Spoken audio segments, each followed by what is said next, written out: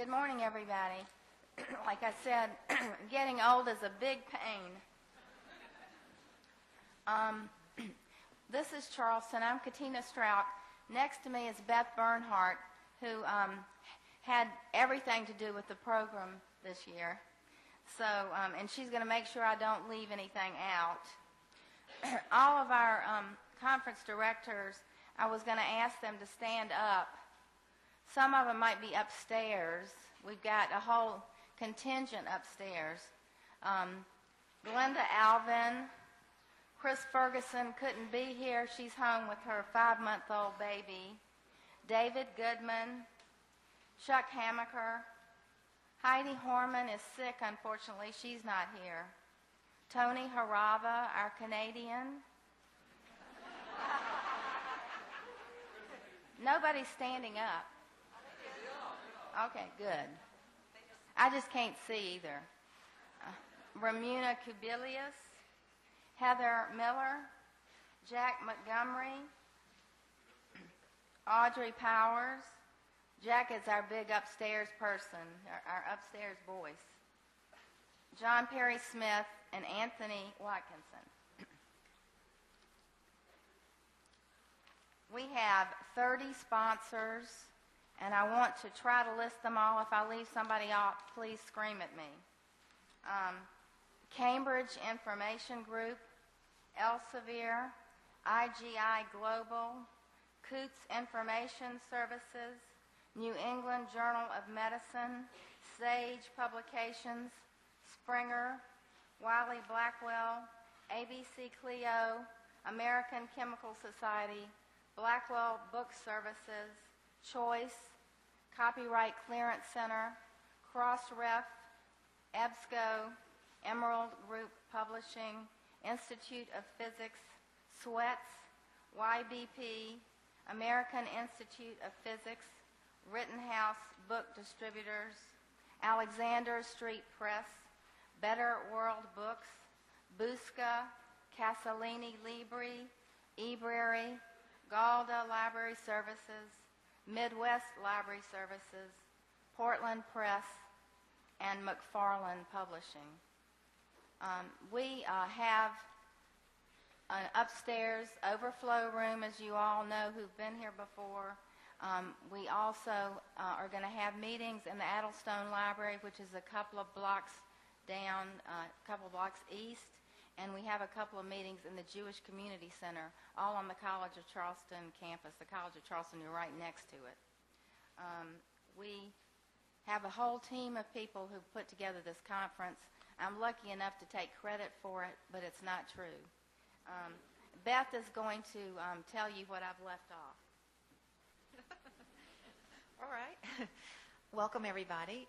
Also, if you have ordered a lunch, one of the box lunches, and you'll need to pick them up here before you head off to the Embassy Suites or to the library.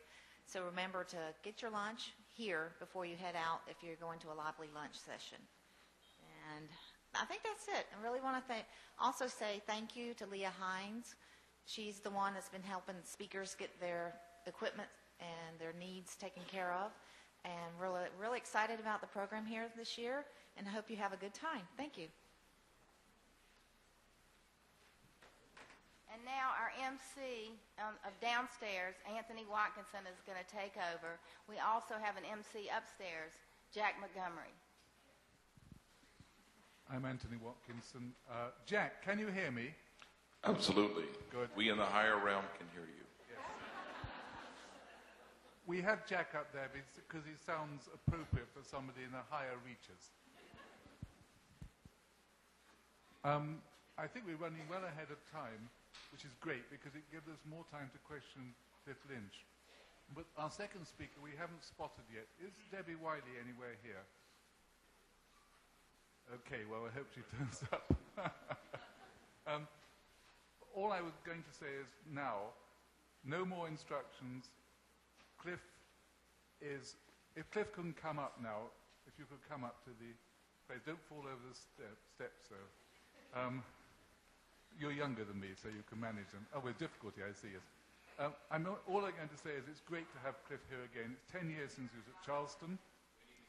Cliff, anything that Cliff says is interesting. I'm sure if he just just spoke what came into his mind. Oh, you're going to do it anyhow, aren't you? It would be interesting. So please just go ahead, Cliff, if you would. Thanks. It really is astounding to be back here. I believe it has been 10, maybe 11 years, and congratulations. The conference sure has grown while I've been away. Anyway, as I say, it's wonderful to be back, and my greetings also to the disembodied voice at the higher levels above us.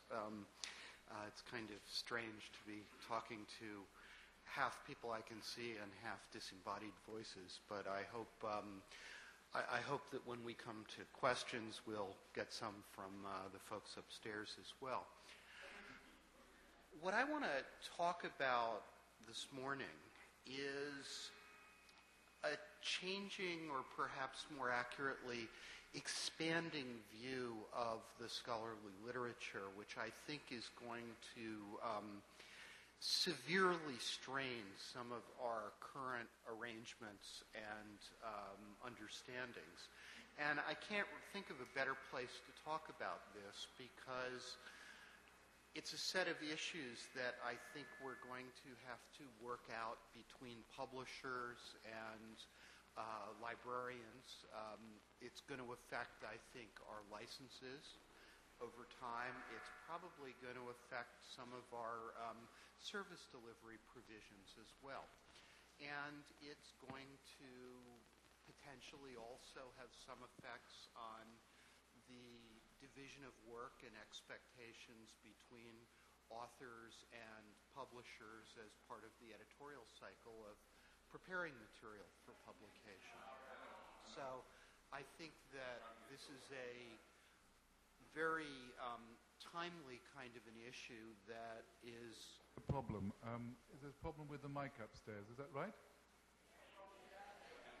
Here. I'm sorry.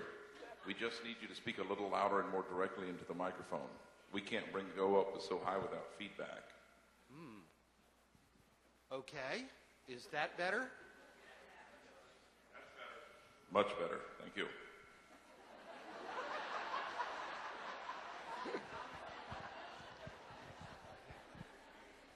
We'll try this one.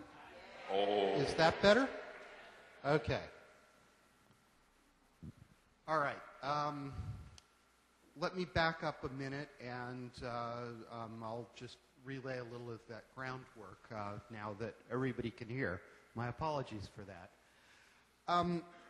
Fundamentally, what I want to do is get you to think about the literature in a more expanded way. There is a great tendency when we first move things into digital form to assume that we're going to work with them just like we worked with them in paper. And, if you look at the history of the deployment of information technology, you will see that pattern over and over and over again. And sure enough, we've done that faithfully with journals. If you look at a journal article today on screen, the vast majority of them would be instantly recognizable by a scientist or scholar from the 1950s as, oh yeah, that's a journal article. I know what that is. And it has pages and page numbers, and you can move from one page to the next using Acrobat, faithfully emulating paper on screen. It's all very comfortable. However, we're starting, I think, to see a bunch of signs that as the literature goes digital, people are going to use it in different ways, and they're going to do more things than just read it. One of the things they're going to do is collect it, and we've seen that early on. Another thing they're going to do, and this is what I'm going to spend most of my time on, is to compute on it. But let's just spend a moment on collecting it first, because this is an interesting phenomenon we've seen. Used to be, if you looked around the desk of a graduate student, the office of a faculty member, you would find these filing cabinets, or heaps sometimes instead of filing cabinets, on chairs, tables, the floor, of articles that they had faithfully Xeroxed from somewhere. And sort of hoarded up. And some of them they'd even read. And the rest of them, they kind of believed that by osmosis they would absorb if they